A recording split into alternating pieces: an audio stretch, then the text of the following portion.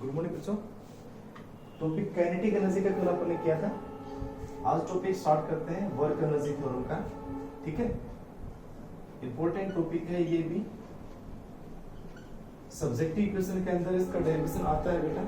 ठीक है, ऑब्जेक्टिव में इसके न्यूमेरिकल्स वगैरह आते हैं। वर्क एनर्जी थ्योरम में से एक तरह से आप ये कह सकते हो इसमें वर्क और एनर्जी का दोनों का एक तरह से रिलेशन होती है ना। वर्क की और एनर्जी की रिलेशन होती है। अब किस एनर्जी की रिलेशन है वो इसके स्टेटमेंट में है। तो इसके स्टेटमेंट क्या होती है बेटा कि work done by all forces, work done by all forces, जितने भी फोर्स हो एक्टिंग ऑन द पार्टिकल, उस पार्टिकल पे जो लग रहे हो, acting on the particle is equal to change in its kinetic energy।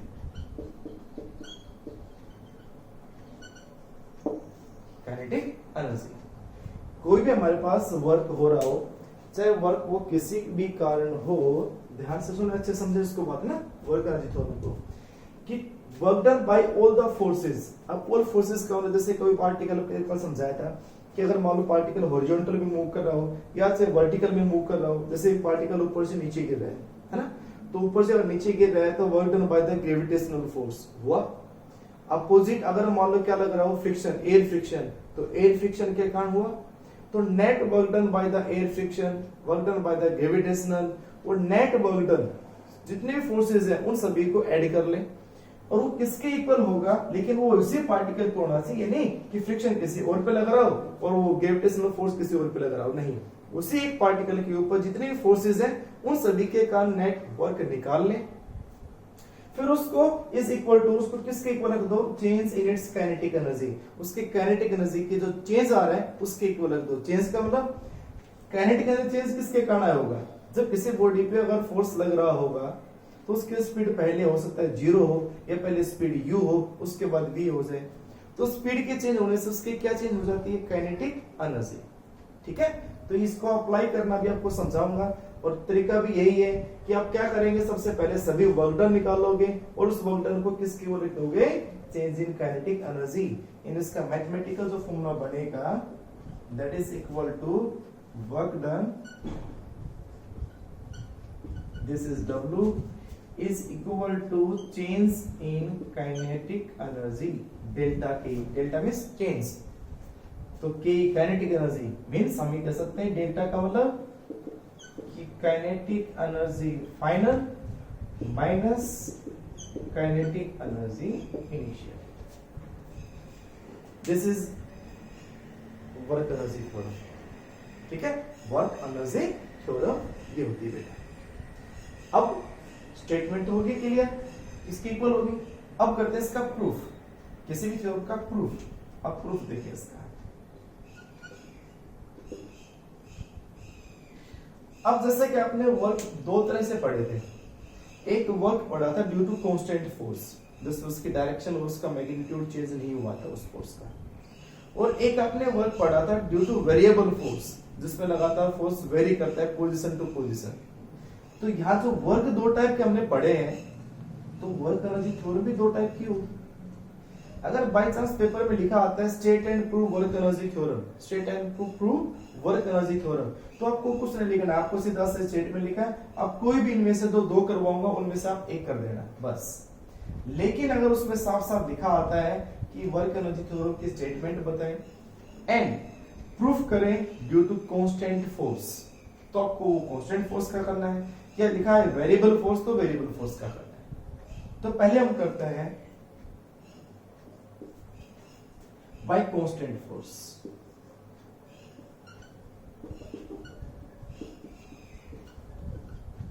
यानी कह सकते हैं इफ फोर्स इज कांस्टेंट, है ना, और इफ फोर्स इज कांस्टेंट, तो आप इसको कैसे प्रूफ करेंगे वो देखेंगे। जब फोर्स कांस्टेंट होता है तो डायरेक्शन चेंज नहीं होनी चाहिए ना। तो देखो बेटा, मैं एक डायग्राम बनाता हूँ। ये कोई भी एक सरफेस है, इस सरफेस पे कोई भी एक ब्लॉक था, ये ब्लॉक है जिसका मास m है, ठीक है। उसके ऊपर फोर्स लग रहा है, तो उसकी इनिशियल स्पीड कितनी थी, मान लो कितनी u। s डिस्प्लेसमेंट जब तक वो ट्रेवल करता है तो उसकी स्पीड बन जाती है v। कितना डिस्प्लेसमेंट ट्रेवल किया उसने, s डिस्प्लेसमेंट ट्रेवल किया उसने। इधर ही फोर्स लग रहा है, इधर ही उसके अंदर क्या हो रहा है, डिस्प्लेसमेंट हो रहा है, फोर्स इधर ही इस बॉडी के ऊपर, ठीक है। तो पहले जो उसकी स्पीड थी वो u थी, बाद में स्पीड कितनी होगी, v होगी। s डिस्प्लेसमेंट ट्रेवल करने के बाद स्ट्रेट लाइन में मूव कर रहा है, क्योंकि फोर्स की डायरेक्शन चेंज नहीं होनी चाहिए, क्लियर। तो फोर्स कांस्टेंट का वर्क क्या होता था, this is equal to F dot S, ये होता है। अगर फोर्स कांस्टेंट होता है तो वर्क ये होता है। हम इसको डायरेक्ट ये भी कह सकते हैं, A डॉट बी, यानी A vector dot B vector होता है A वेक्टर का मैग्नीट्यूड B वेक्टर का magnitude into angle between them, cos of angle. और एंगल F में और S में क्या है, डिस्प्लेसमेंट भी इधर है, फोर्स भी इधर है, तो दोनों में एंगल कितना, 0। तो हमारे पास ये आया F इंटू S। आगे से जब भी हम क्वेश्चन लिखेंगे, अगर मैं direct W equal to F into S लिखता हूं, F इंटू S लिखता हूं, इन पे वेक्टर नहीं लगाता हूं, इसका मतलब मैंने डायरेक्ट किया है, ना ये स्टेप लिखा ना ये स्टेप, यानी वो अंडरस्टूड है क्या, कि भाई ना दोनों फोर्सेस के बीच में, यानी कि फोर्सेस और डिस्प्लेसमेंट में, दोनों वेक्टर के बीच में एंगल है वो 0 है। तो आप ये ना लिखा मैंने, ये भी लिखा मैंने डायरेक्ट उसको ये लिखा है, तो आप अपने आप समझ जाना कि F इंटू S क्यों लिखा होगा, क्योंकि एंगल के बीच में 0 है इसलिए लिखा होगा। तो फोर्स कांस्टेंट है तो ये फॉर्मूला आप लगा सकते हो वर्क का, ठीक है। और अगर फोर्स कांस्टेंट है तो F इक्वल टू ma भी लगा सकते हैं। If F constant then F equal to ma भी होता है ना, Newton second law, value put कर दें तो W इज इक्वल टू क्या आ जाएगा, MAS। क्या उस बॉडी में एक्सेलरेशन प्रोड्यूस हुआ, यस हो रहा है।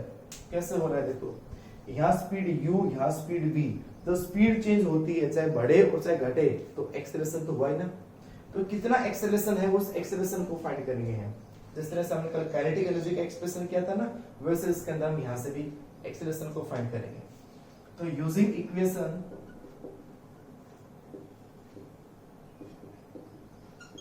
क्या बेटा, दिस इज v स्क्वायर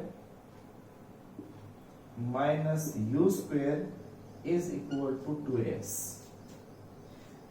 तो कल हमने जब काइनेटिक एनर्जी का एक्सप्रेशन किया था तो इनिशियल को 0 माना था, अब 0 नहीं है, u है तो u रहने दो उसको। अब यहां से a कितना आया, a निकाल दो, a आया v square minus u square divide by 2s। इस a की वैल्यू को यहां रख दो, तो सेकंड, तो जो W आ जाएगा बेटा यहां तक, W जो आया वो कितना आया, this is m into a कितना है, v square minus u square divide by 2s और इंटू s, ये s से s क्या हो गया, कैंसिल। क्या बचा बेटा, हमारे पास बचा W is equal to m by 2 into V square, है ना, m by 2 into V square, यानी हम ये कह सकते हैं ना कि half m V square minus m by 2 into U square means half m u square. This is change in kinetic energy, this is final kinetic energy and this is initial kinetic energy. यहाँ final होगी v होगी तो, और ये होगी तो initial. तो हम इसको ये कह सकते हैं ना कि वर्क इज इक्वल टू, ये तो होगी काइनेटिक एनर्जी फाइनल और ये होगी काइनेटिक एनर्जी इनिशियल। और आप इसको डायरेक्ट ये भी कह सकते हैं, और W is equal to delta K E, this is work energy theorem. तो ये वर्क एनर्जी थ्योरम हुई किसके कारण, due to constant force and by the constant force. ठीक है, नोट करें बेटा आप इसको जल्दी से कि कांस्टेंट फोर्स के कारण कैसे, यानी कि बस वर्क पे देख लो ध्यान से कि वर्क कैसे निकाला, उस वर्क से हमने इसके थ्योरम को प्रूफ कर दिया। क्लियर, करेक्ट, इसका स्क्रीनशॉट ले लेना। उसके बाद करते हैं ड्यू टू वेरिएबल फोर्स, बिना उसके बाद यही वर्क एनर्जी थ्योरम को ही प्रूफ करना है, यही प्रूफ करना है कि work is equal to change in kinetic energy, लेकिन फोर्स कैसा हो, वेरिएबल फोर्स हो। नंबर सेकंड यानी कि बी पार्ट, उसको ए लिख लेना, इसको बी कर लेना। इफ फोर्स इज वेरिएबल,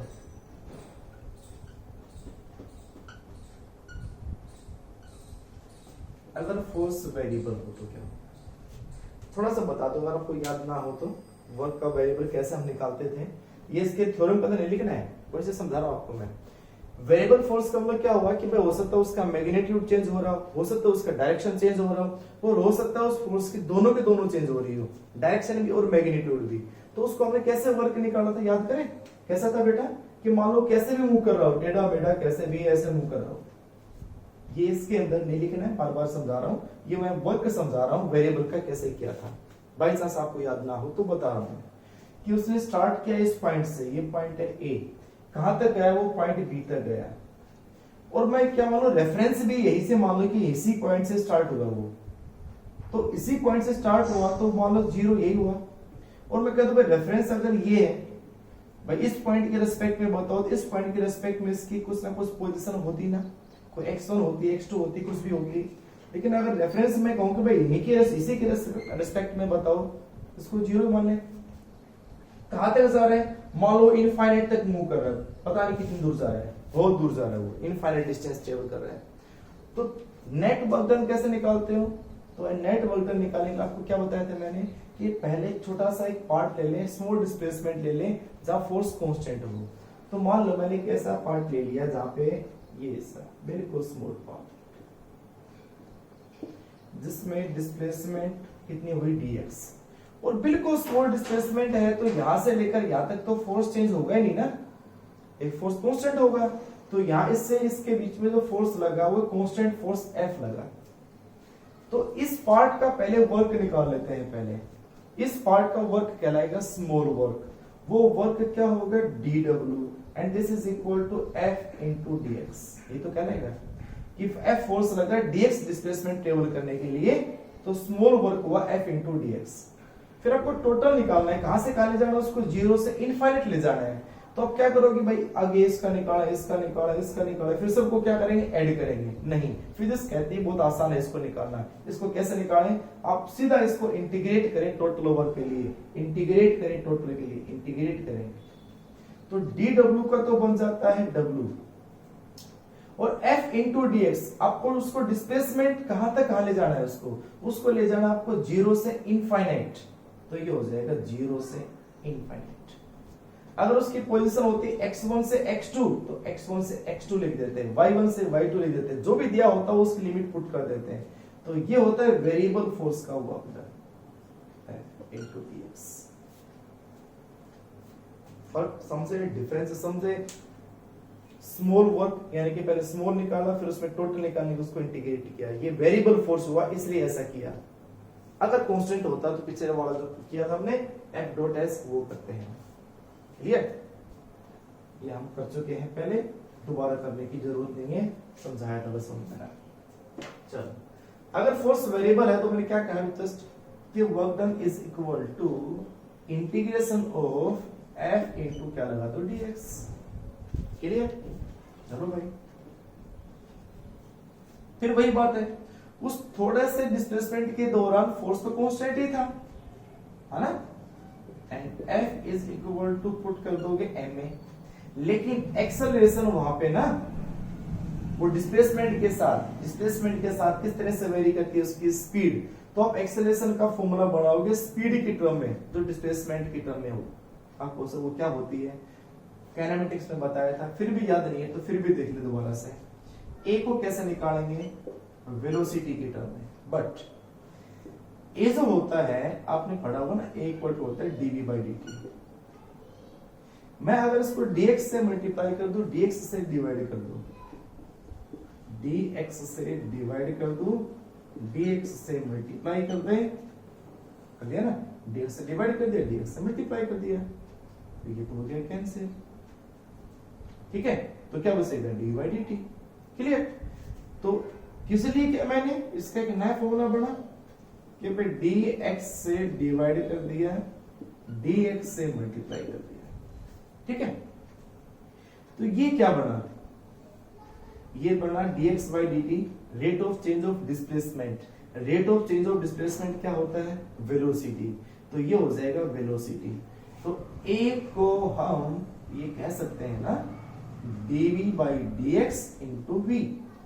आप इसको v को dv से मल्टीप्लाई मत कर देना, कभी कर दो ना dv square by dx, no, this is small change in velocity and this is total velocity, ये दोनों अलग अलग टर्म बिल्कुल।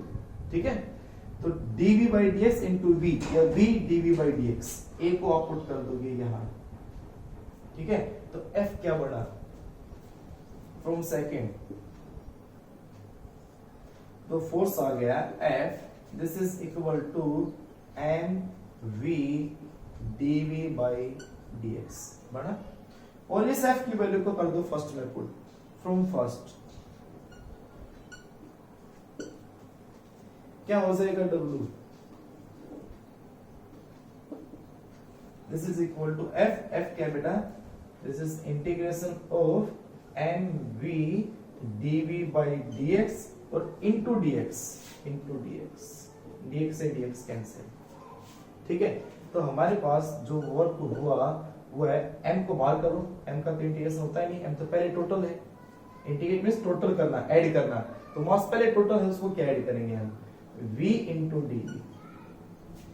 अब आप देखें हमारी लिमिट क्या थी कि पहले स्पीड u थी, बाद में स्पीड v हुई, u से v, तो इसका मतलब वो वर्क डन हुआ कि पहले उसके पास स्पीड u थी, बाद में स्पीड v बन गई, तो उसमें टोटल वर्क उसका w हुआ।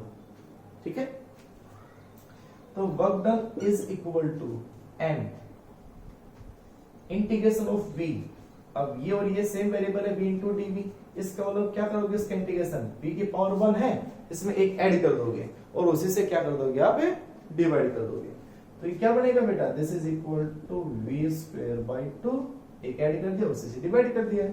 लिमिट कहां से कहां, u से v, कर दो लिमिट पुट बेटा, दिस इज m बाई 2 को बाहर कर दें, पहले इसकी जगह अपर लिमिट क्या है v, तो v का तो v हो गया, फिर लगाते हैं माइनस, इसकी जगह लोअर लिमिट क्या है u, तो u का स्क्वायर कर दो। अब ब्रैकेट खोल रहे हैं, क्या बचा बताओ, then work done is equal to, this is m by 2 into v square means half m v square minus half m u square।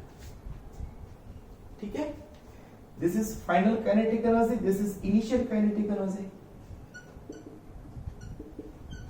this is final kinetic energy and this is initial kinetic energy। हुई ना, और भाई ये दोनों change कहलाया ना, final minus initial, तो हम इसको और W is equal to change in kinetic energy कह सकते हैं ना, कह सकते हैं ना।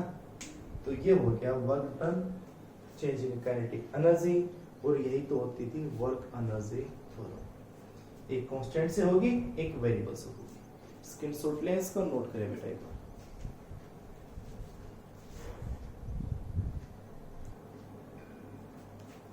न्यूमेरिकल है, आप देखिए न्यूमेरिकल किसके ऊपर है, ठीक है ना, लिखा थोड़ा ना आता है कि आपको इसको न्यूमेरिकल को सोल्व करना है वर्क एनर्जी थ्योरम से या किसी और फॉर्मूले से, है ना, बताइए थोड़ा ना आपसे कोई, आपको कुछ समझना है किससे सोल्व करना है इसको। उसने क्वेश्चन दिया है, a body of mass 0.8 kg has initial velocity 3i cap minus 4j cap, मतलब वेलोसिटी दे रखी है वेक्टर फॉर्म में, initial and the final velocity minus 6j cap plus 2k cap meter per second।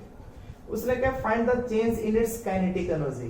जब body का मास पता हो उनके speed पता हो तो चेंजिंग करंट एनर्जी तो निकल आई अपने आप, है ना, बड़ा आसान है, हो जाएगी।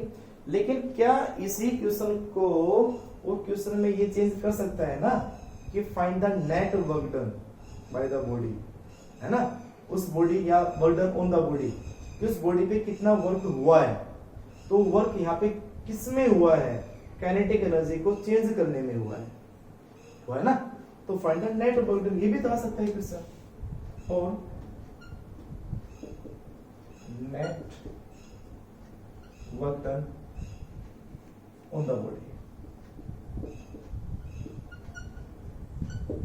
या बाय द बॉडी, ठीक है। तो बताओ बेटा, साफ साफ आपको दिख रहा है, तो वो वर्क किस में चेंज करने का काम आ रहा है, वो आ रहा है काइनेटिक एनर्जी को चेंज करने में। तो अगर ये ना लिखता तो अकेला वर्क डन लिखता, तो हम ये लिखते हैं ना कि we know work done is equal to change in kinetic energy, है ना। नहीं कहता हो तो हम सीधा लिखते चेंज इन काइनेटिक एनर्जी क्या होती है, अब इसका फॉर्मूला लिखते हैं। तो चेंज इन काइनेटिक एनर्जी किसकी इक्वल है बेटा, दिस इज इक्वल टू यानी कि डेल्टा के ई जो है किसकी इक्वल है, this is kinetic energy final, सीधा कर दूं मैं, kinetic energy final minus kinetic energy initial.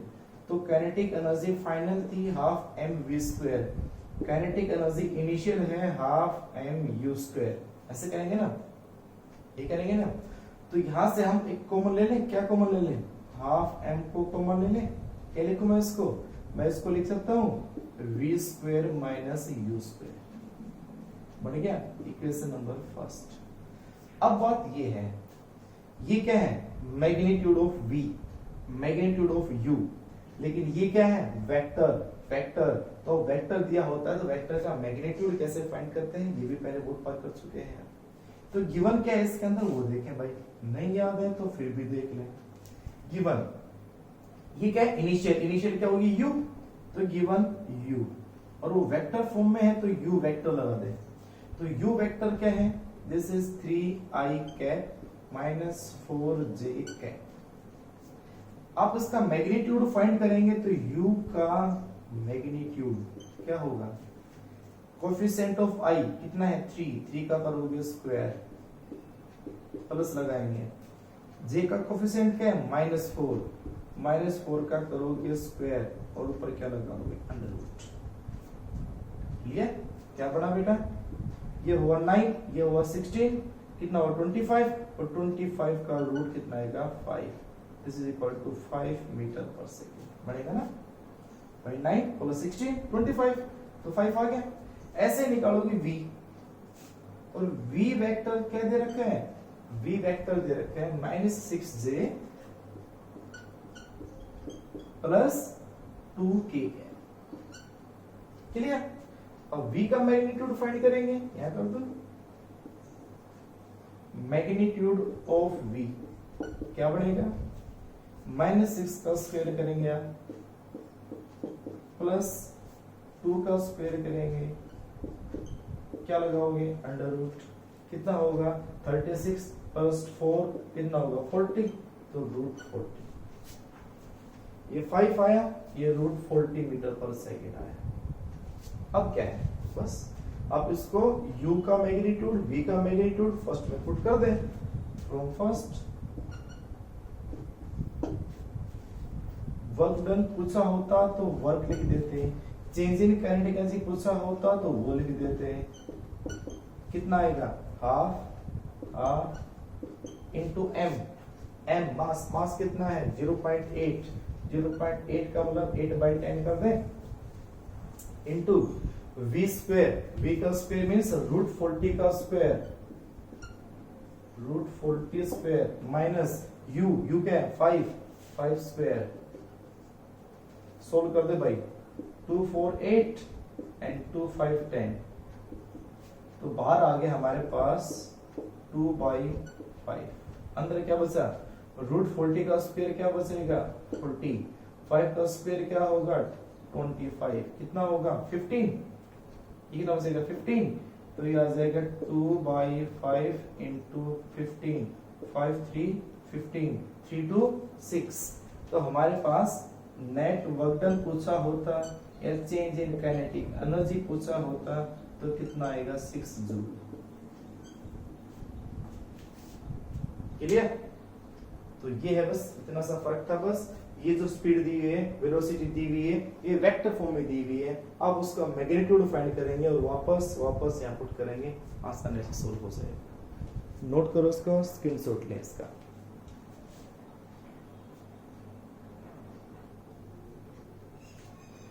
देखो बेटा एक और क्वेश्चन है इसके ऊपर।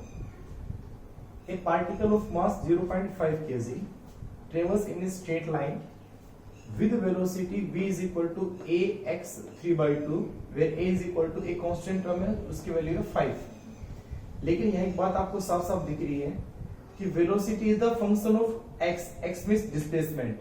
डिस्प्लेसमेंट जैसे जैसे चेंज होगी स्पीड भी उसकी क्या हो जाएगी, चेंज। ठीक है ना? तो x की वैल्यू चेंज होती जाएगी तो v की वैल्यू चेंज होती चली जाएगी। तो what is the work done by the net force during its displacement from x equal to 0 to x equal to 2 metre. तो कहता है कितना वर्क होगा उस टोटल फोर्स के कारण जब वो डिस्प्लेस होती है बॉडी 0 से 2 मीटर। इसका मतलब अगर उसका डिस्प्लेसमेंट 0 हुआ तो स्पीड भी 0, उसकी स्पीड 2 या 2 रख देंगे तो स्पीड अलग आएगी। इसका मतलब क्या चेंज आ रहा है, स्पीड चेंज हो रही है। तो स्पीड चेंज हो रही है किसके कारण, फोर्स के कारण। जब फोर्स के कारण स्पीड चेंज होती है तो वर्क क्या होता है, वो work change in kinetic energy के इक्वल होता है। नहीं तो दिमाग में बैठेगी नहीं बात कि भाई हमें तो वर्क पूछा उस क्वेश्चन में, और वर्क क्या होता है हमने पढ़ा है। वर्क तो या तो पढ़ा है integration of f dot dx, है ना, या पढ़ा है हमने फोर्स कांस्टेंट होता है f डॉट s। तो f तो यहाँ पे है ही नहीं, हम क्या करें क्या ना करें। तो फिर अगर दिमाग लगाएंगे यहाँ पे ना, इस बात से दिमाग लगाएंगे कि वर्क डन पूछा है, डिस्प्लेसमेंट चेंज हो रहा है और ये स्पीड भी डिस्प्लेसमेंट का ही फंक्शन है, डिस्प्लेसमेंट के साथ ये चेंज भी हो रही है। इसका मतलब हम क्या कर दें, चेंज इन काइनेटिक एनर्जी निकाल दें तो वर्क डन निकल जाएगा। ठीक है? तो देखो भाई क्या होगा, तो यहाँ पे कह सकते हैं ना कि work done is equal to change in kinetic energy, change in kinetic energy. ठीक है? तो चेंज इन काइनेटिक एनर्जी करेंगे तो फिर वही बात होगी, this is equal to half M. एक हो जाएगा हमारे पास, हमारे v दे रखी है, यू तो है ही ना, तो हम ये कर देते हैं हाफ एम, एक हो जाएगी फाइनल vf उसका square minus half M vi का स्क्वायर। ठीक है? और थोड़ा लिखे तो आप ये भी कर सकते हैं, w इज इक्वल टू, तो इधर कर देता हूं मैं, फिर जगह कम पड़ेगी ना, हाफ एम अंदर हो जाएगा V F square V I square. पिछला वाला क्वेश्चन भी यही था, ऐसा ही था। अब आपको वहां पे तो वेक्टर से मैग्नीट्यूड निकाला था, यहाँ x की वैल्यू चेंज करते चले जाओ और v की वैल्यू आ जाएगी। गिवन क्या है बेटा, गिवन है v is equal to ax 3/2। तो आप पुट कर दोगे एट x इक्वल टू 0, जब x 0 है तो v इनिशियल बनेगी ना, vi कितनी होगी बेटा, 0 हो जाएगा complete. At x is equal to 2 metre, तो ये हो जाएगी vf, कितनी बन जाएगी, this is equal to a की वैल्यू कितनी है 5 कर दिया। x कितना है 2, तो 2 5 इंटू 2, और 2 की पावर कितनी है 3/2। कभी मत कर देना 5 इंटू 10 टू पावर 3/2, नो, ये पावर x की पावर है ओनली, यानी 2 की पावर 3/2 है ये। ठीक है? तो ये आ गया बेटा, करो भाई। अगर आप इसको सोल्व कर सकते तो आप सोल्व कर दे, वैसे से नहीं तो आप इस पे काम करें, सोल्व कर सकते हैं ना। कैसे क्या लिखे इसको, हमको हम इसको कह सकते हैं 2 की पावर 3 कितनी होती है 8। अगर आप यहीं पे इसको सोल्व कर सकते हैं तो कर लो बेटा। vf या 5 इंटू 2 की पावर 3 और उसकी पावर 1/2, हम इसको ही कह सकते हैं ना, क्योंकि पावर के ऊपर पावर मल्टीप्लाई होती है, तो 3 इंटू 1/2 3/2 बनेगा। तो पहले 2 का करोगे क्यूब, 2 का क्यूब कितना होता है 8, और 8 का क्या कर दोगे रूट, तो ये आ जाएगा vf is equal to 5 into 8 और 8 का जाएगा रूट, यह है इसके अंदर। और आप रूट 8 को क्या कह सकते हो, बताओ बेटा, 2√2 कह सकते हो ना, अरे कह सकते हो ना, क्योंकि इसको हम 4 इंटू 2 कहते हैं, 2 बाहर आएगा तो 2 आएगा, तो ये क्या बनेगा बेटा 5 इंटू 2√2। तो VF जो बना वो आया 5 इंटू 2√2, यानी कह सकते हैं 10√2 मीटर पर सेकेंड। तो VI ये हुआ, VF ये हो गया इक्वेशन 3। ये मैथमेटिक्स थोड़ा सा सोल्व कर लेना यहाँ पे, अगर यहाँ नहीं करते हो तो आप सीधा सा इस FVF की वैल्यू को यहाँ पुट कर देना, फिर इसका स्क्वायर कर देना चाहिए, वहां कर लेना, जो आपका मन करे वैसे कर लेना। तो फ्रॉम फर्स्ट सेकंड थर्ड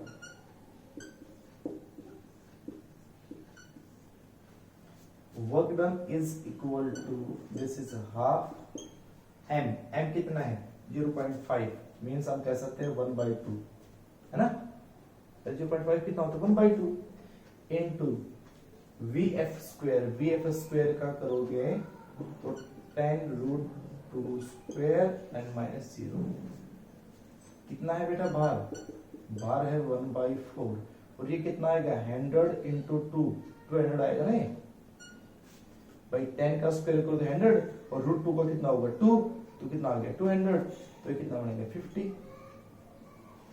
तो work done is equal to आया 50।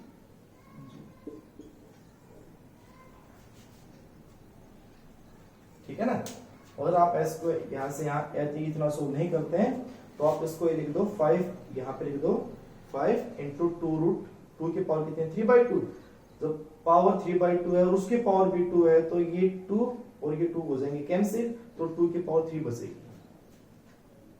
तो आप उसको सोल्व कर सकते हैं, यानी सोल्व कर सकते हैं आप अच्छे से। इसको इतना आसान क्वेश्चन है, कोई मुश्किल नहीं बिल्कुल भी।